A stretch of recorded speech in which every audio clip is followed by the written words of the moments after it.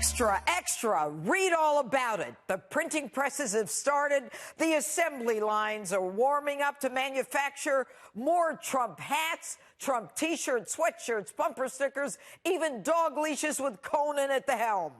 The Democrats have just hoisted themselves on their own petard, guaranteeing Donald Trump re-election in 2020. Nancy Pelosi, wrapping herself in God, country, and the American flag, has called for the impeachment of the 45th president of the United States, unleashing her loony leftist partisans in the most blatant political effort to impeach a duly elected president in history, who they have viciously attacked from day one. Mr. Pinocchio himself, Adam Schiff, and his band of puppeteers who know absolutely nothing about the Ukraine phone call testify first in the Star Chamber, sub-basement of Congress.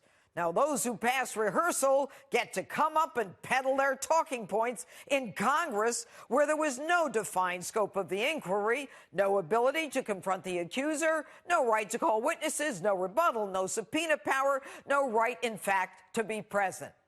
Now, Democrats laugh and poo-poo the complaints about lack of process, but what makes America different from dictatorships is that everyone is cloaked in the presumption of innocence. But in the world of Schiff, a lying, scheming, self-important, pathetic lunatic, there are no such constitutional benefits. Their job is simply to nullify the vote of 63 million Americans because they hate Donald Trump. They want power, and they will do anything to get it. Now, when the puppet show moved to Nadler's Judiciary Committee, Schiff's so-called intelligence report peddled lie after lie. And then they say the facts are not contested. I still don't know what the president's charged with.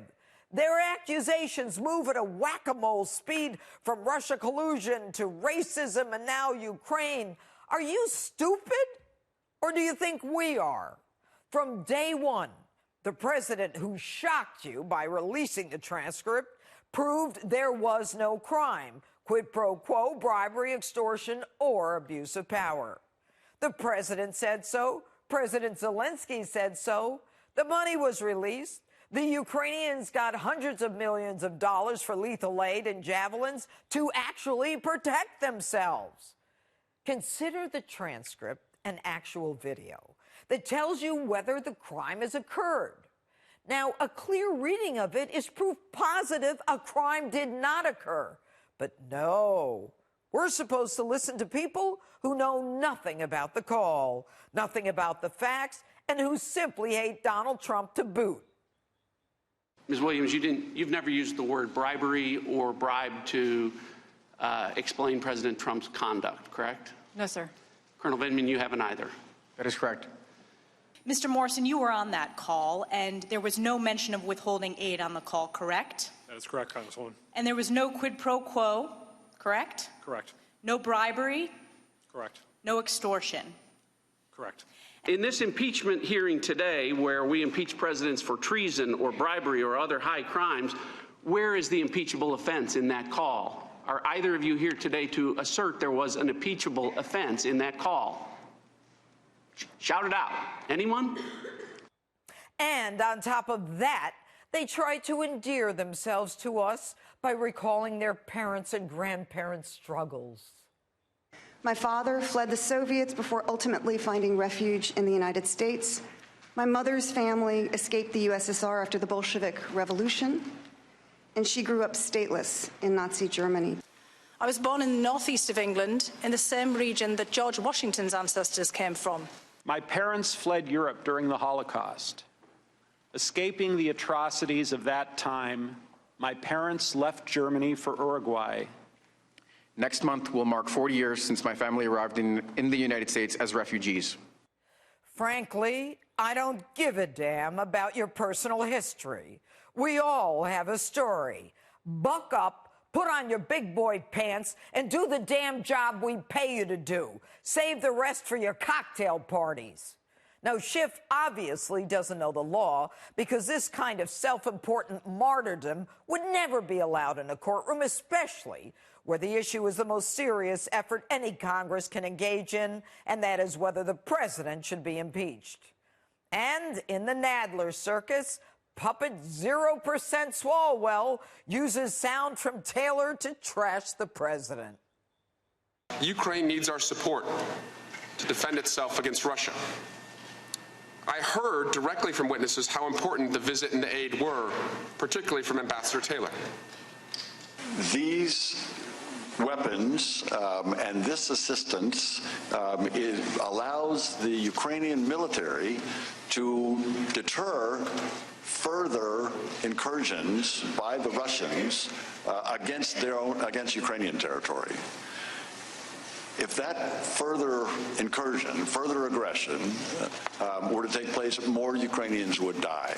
More Ukrainians would die? Where the hell were you when Barack Obama stood silent and allowed Russia to annex Crimea and stood by while Russia invaded Ukraine and the missile defense system protecting Ukraine was taken down? Where the hell were you, Taylor, and your big mouth when the Ukrainians were actually dying?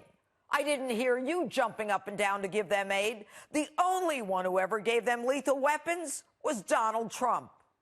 And the puppet show continued in the Judiciary Committee with 4 law professors, none of whom liked Trump or voted for him, as they pontificated about their knowledge of the Constitution and what our founding fathers would want. This seance was abruptly aborted.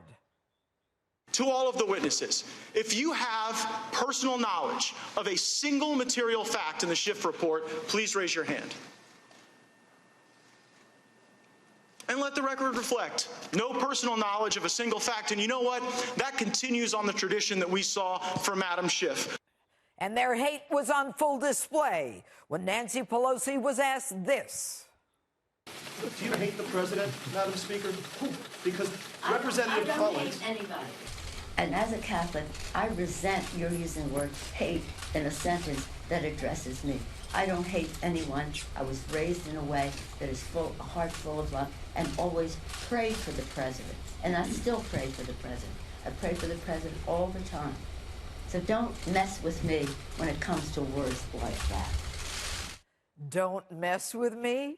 And you're not a hater? You lead the crowd that believes a mother after giving birth can decide whether the baby should live or die. The crowd that wants to take prayer out of our schools, In God We Trust out of our courtrooms, and mangers and creches out of towns and villages that have had them for decades. Spare us your double-talking, lying nonsense.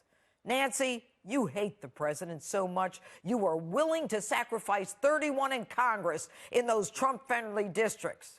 But such a sacrifice is minimal at the altar of power and influence that you seek. America, Nancy, is furious with you and your antics. This isn't about the Constitution, democracy, or our founding fathers. This is about a mob desperately seeking to overthrow the legitimate occupant of 1600 Pennsylvania Avenue. But you're not entitled to that power. We purposely didn't give you that power. And you damn well better not try to steal it under your BS guise of protecting the Constitution. You don't give a damn about the Constitution.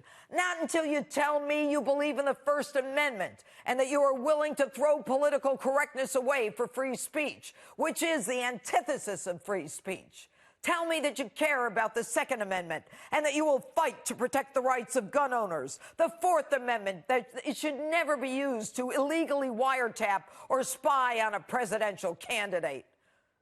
And what the heck have you done for us for the last 3 years? Nothing. We work our tails off, many of us 2 and 3 jobs as we struggle to pay taxes while you pontificate and impose your will on us.